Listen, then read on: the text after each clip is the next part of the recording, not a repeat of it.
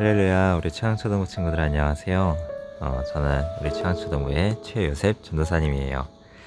자, 오늘은 9월 2주차 큐티의 날 챌린지 6번째 날인데요. 꾸준히 말씀을 묵상하고 있는 우리 최양초등부 친구들, 풍성한 주님의 은혜를 체험하고 경험하는 그런 복된 하루하루가 되기를, 특별히 9월이 되기를 간절히 소망합니다. 자, 그러면 디모데 프로젝트 시즌2 큐티의 날 챌린지 우리 함께 기도로 시작하겠습니다. 하나님 아버지 감사합니다. 오늘도 복된 하루를 시작하며 하나님의 진리의 말씀을 통하여 하나님 하루를 시작할 수 있게 하여 주심을 감사드립니다. 이 시간 아버지 하나님의 말씀을 묵상할 때에 주님 저희와 함께 하여 주시고 그 말씀이 깨달아질 수 있도록 그 깨달은 말씀을 가지고 결단하는 그런 복된 은혜의 시간 되게 하여 주시옵소서. 감사합니다. 예수님의 이름으로 기도드립니다. 아멘. 자, 우리 친구들 먼저 오늘의 제목을 함께 읽어볼까요? 시작. 열심히 하나님을 알아가요. 한 번 더 시작. 열심히 하나님을 알아가요. 네, 오늘 본문 말씀은 사사기 2장 6절에서 10절 말씀인데요. 자, 9월부터는 사사기 말씀으로 묵상하고 있어요. 자, 우리 함께 성경책을 꼭 찾아서 함께 옆에 두고 읽을 수 있으면 더욱 좋을 것 같은데요. 개역개정 성경을 같이 읽어보도록 하겠습니다. 전에 여호수아가 백성을 보내매 이스라엘 자손이 각기 그들의 기업으로 가서 땅을 차지하였고, 백성이 여호수아가 사는 날 동안과 여호수아 뒤에 생존한 장로들 곧 여호와께서 이스라엘을 위하여 행하신 모든 큰 일을 본 자들이 사는 날 동안에 여호와를 섬겼더라. 여호와의 종 눈의 아들 여호수아가 110세에 죽음에 무리가 그의 기업의 경내 에브라임 산지 가하스산 북쪽 딥낫 헤레스에 장사하였고, 그 세대의 사람도 다 그 조상들에게 돌아갔고, 그 후에 일어난 다른 세대는 여호와를 알지 못하며 여호와께서 이스라엘을 위하여 행하신 일도 알지 못하였더라. 아멘. 이번엔 쉬운 성경으로 한번 읽어볼게요. 그때 여호수아가 이스라엘 백성에게 각자 나누어 받은 땅으로 돌아가도 좋다고 말했습니다. 그러자 모든 사람이 돌아가서 자기 몫의 땅을 차지했습니다. 이스라엘 백성은 여호수아가 살아있는 동안 여호와를 섬겼고, 장로들이 살아있는 동안에도 계속해서 여호와를 섬겼습니다. 이 장로들은 모두 여호와께서 이스라엘을 위해 하신 큰 일을 본 사람들이었습니다. 여호와의 종인 눈의 아들 여호수아는 110세에 죽었습니다. 이스라엘 사람들은 여호수아를 그가 나누어 받은 땅 딥낫 헤레스에 묻어주었습니다. 딥낫 헤레스는 가하스산 북쪽의 에브라임 산지에 있습니다. 여호수아와 같은 시대에 살았던 사람들은 다 죽고 후에 그들의 자녀들이 자라났습니다. 그 자녀들은 여호와를 알지 못했으며 여호와께서 이스라엘을 위해 어떤 일을 하셨는지도 알지 못했습니다. 아멘. 자, 이 시간에는 생각 퀴즈의 시간입니다. 오늘 본문에는 두 종류의 세대가 등장을 해요. 첫 번째로 등장하는 세대는 하나님을 아는 세대예요. 이 사람들은 광야에서 가나안 정복을 통해 하나님의 구원을 경험했죠. 하나님을 아는 세대는 가나안 땅의 우상을 섬기는 사람들을 몰아냈고 그곳에 하나님을 믿는 나라를 세웠죠. 이스라엘을 세운 거죠. 8절과 9절을 보면은 여호수아가 110세까지 살다가 세상을 떠나요. 자, 근데 딥낫 헤레스라는 곳에서 장례식을 해요. 자, 이 딥낫 헤레스가 어떤 의미냐? 이게 뜻을 풀어보자면은 태양신에게 바친 땅이라는 뜻이에요. 자, 태양신에게 바친 땅이라는 뜻을 가진 딥낫 헤레스에 여호수아를 장사한 거예요. 자, 과거에 이 지역에서 그러면 우상 숭배가 일어났다는 걸 우리는 알 수 있죠. 그런데 여기에 우상을 숭배하던 자들이 다 몰아내고 밀려나고 하나님의 종 여호수아가 그 땅을 차지하고 그 땅에 잠들었어요. 우상 숭배했던 그 땅이 하나님의 나라가 된 것이죠.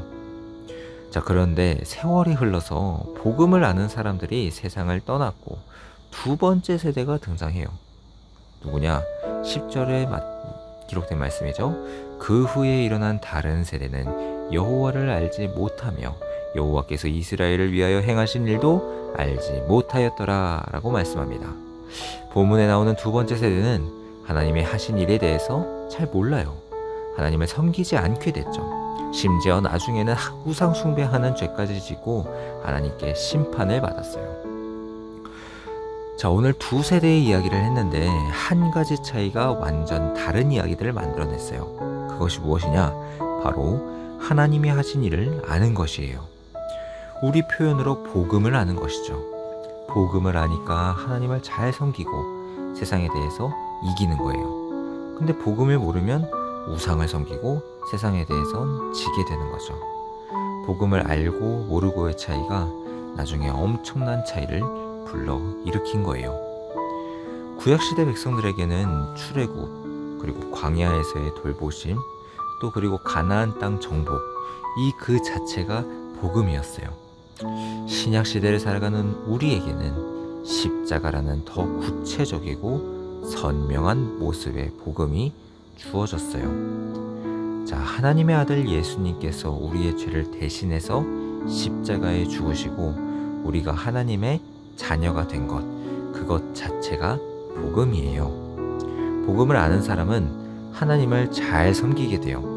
그리고 세상의 가치관에 흔들리지 않게 돼요. 세상에서 하나님의 자녀로 멋지게 승리하며 살아갈 수 있게 되는 거예요.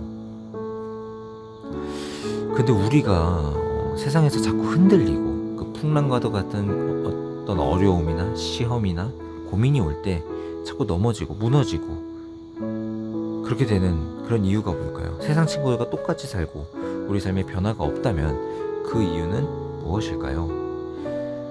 그것은 복음을 알지 못하기 때문이에요. 복음을 모른다고? 나 아는데?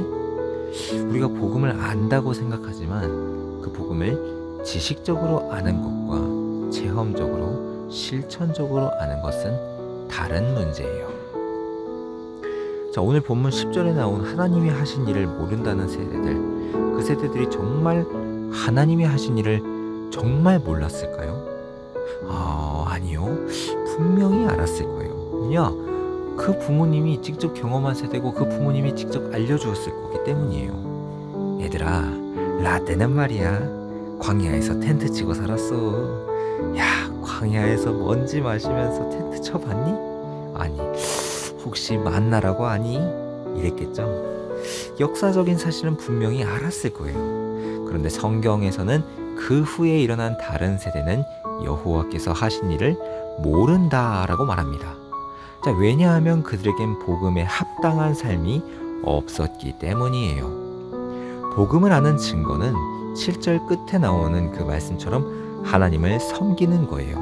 하나님께서 우리의 민족을 구원하셨다고 하면 하나님을 가장 사랑하고 그 하나님께 예배하고 그 하나님께 순종하는 삶을 살아야 해요. 근데 그들에겐 이런 삶이 없었죠. 마찬가지로 우리도 십자가의 복음을 알면 거기에 합당한 삶이 있어야 돼요. 복음을 알아요. 그러면 하나님에 대한 섬김이 자동으로 따라 나오는 거예요. 그거는 바늘과 실과 같은 거고 씨줄과 낫줄과 같은 거예요. 내 삶의 우선순위가 예배가 되고 그 주일에 들었던 그 말씀에 순종하면서 늘 기도하고 그 기도에서 믿음으로 나아가 살아가야 되는 거예요. 그렇게 살아갈 때에 우리가 세상의 문화 위에 서서 하나님의 나라를 이루어갈 수 있는 거예요. 머리로는 복음을 아는데 삶이 없다면 오늘 본문에 나오는 그 후에 일어난 다른 세대처럼 되는 거예요. 복음에 반응하지 않아서 결국엔 세상에게 패배하는 결과를 맞이하게 되는 거죠. 우리 교회의 희망인 여러분, 우리 최강초등부 친구들, 복음을 지식적으로만 알고 자기 욕망대로 살아가는 다른 세대가 아닌 복음에 반응하는 삶을 통하여, 순종의 삶을 통하여 믿음의 열매, 풍성한 믿음의 열매를 맺으며 승리하는 믿음의 다음 세대로서 성장하기를 우리 주님 예수 그리스도의 이름으로 간절히 소망하고 간절히 축복합니다. 아멘. 이 시간엔 관찰 퀴즈의 문제인데요. 자, 8절에서 9절 말씀을 통해서 우리가 유추해 볼 수 있는 거예요. 여호수아는 몇 살까지 살았고 어디에 묻혔죠? 네, 여호수아는 110세까지 살았고요. 딥낫 헤레스에 묻혔어요. 두 번째 문제입니다.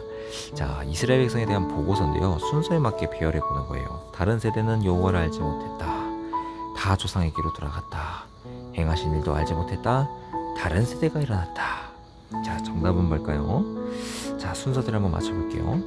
2번, 여호수아와 같은 시대에 살았던 사람들은 다 조상에게로 돌아갔어요.